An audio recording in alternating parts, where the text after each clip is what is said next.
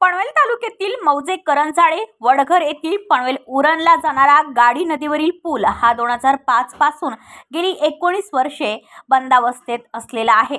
तरी सदर पूल वाहतुकीसाठी लवकरच सुरू करावा अशा मागणीचे निवेदन येथील समाजसेवक कुणाल लोंढे यांनी महाराष्ट्राचे मुख्यमंत्री देवेंद्र फडणवीस तसेच उपमुख्यमंत्री एकनाथ शिंदे यांना दिलेल्या निवेदनाद्वारे केले आहे।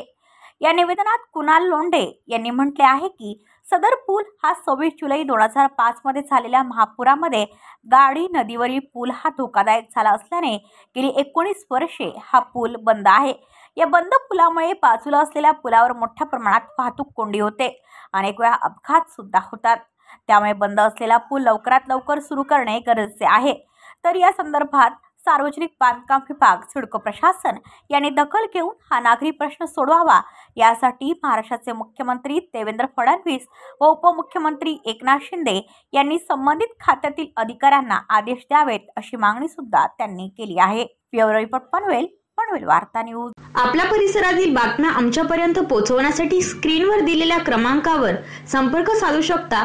दूरध्वनी क्रमांक 8652414343।